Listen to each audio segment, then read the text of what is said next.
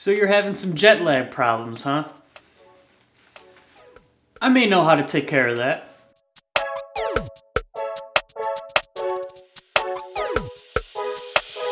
Hey everyone, it's Troy from flowfreely.com, and today I'm going to be teaching you how to cure jet lag, or even how to prevent it from happening in the first place. Alright, so to fix a problem, you gotta understand the problem. So what is jet lag? So to put it simply, jet lag is that feeling of tiredness, weakness, irritability, you even might have a headache. It's just a bunch of symptoms that you really don't want ruining your vacation, bottom line.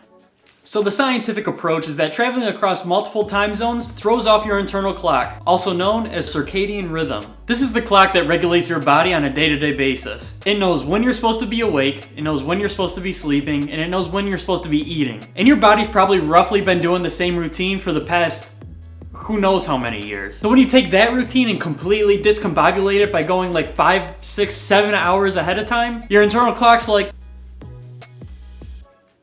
yo, what's going on here? And so now your body doesn't know how to react, and instead just gives you these symptoms. And it's like, sucker, that's what you get for putting me through this situation. Believe it or not, there's actually ways to prevent this from happening. Alright, so the first step is to set your watch to your destination's time ahead of time. So what do I mean by this? Let's say you're flying out of New York, going to London. London is 5 hours ahead of New York time-wise. So if it's 6 a.m. in New York, it's 11 a.m. in London. As soon as you make it through security, set your watch for London time, or whatever destination you're going to. And now start doing what you normally do, but on that time.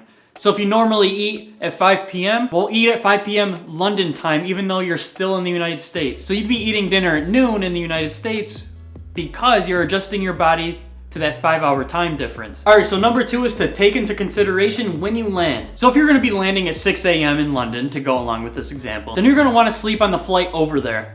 That way, when you land at 6 a.m., you're bright-eyed, bushy-tailed, ready to take on the world. If you don't, then you're going to get to London at 6 a.m. and be dead tired. But you won't be able to sleep, or else you're going to throw off your internal clock, so yeah, sucker you. On the flip side, if you land at like 9 p.m., then you want to stay awake during the flight. The whole time. I don't care how long that flight is. So if you stay awake the whole time, then you land in London, and then you're going to be tired. Then you can go to sleep, wake up at your normal time, and it's like your body didn't even need to adjust. Like you never got taken off your regiment in the first place. Alright, the third thing is to not eat when you should be sleeping. So we've already set our watch ahead of time. So if you look down at your watch and you see that it's midnight in London, but it's only 7 o'clock where you're at in Philadelphia or in New York, that's too bad, you're not going to be able to eat. Now if you normally eat at midnight, then go ahead. But if you normally eat at like 5 o'clock at night and then you don't eat again until breakfast time, then don't eat when it's in the middle of the night in London either. You should be sleeping instead. Because if you start eating when you should be sleeping, then your body's like, hey, what's going on here? Is this a new regiment?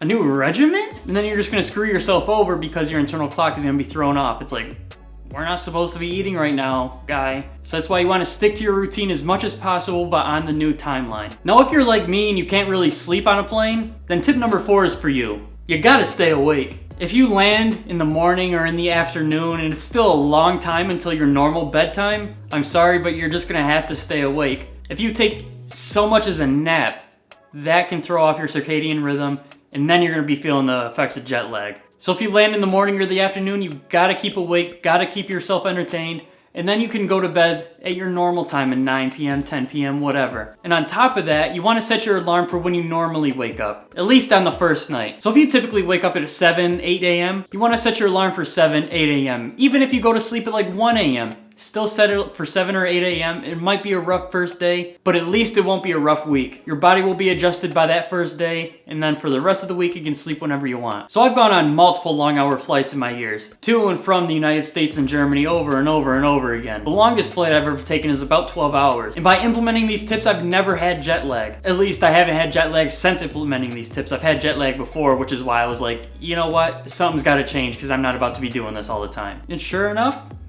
I'm good to go these days. And speaking of being good to go, why don't you go ahead and subscribe and hit that bell icon for notifications whenever I upload. On top of that, hit like and share this video with friends so that they don't have to suffer through jet lag either. Thank you guys for watching, and I hope to see you in the next one.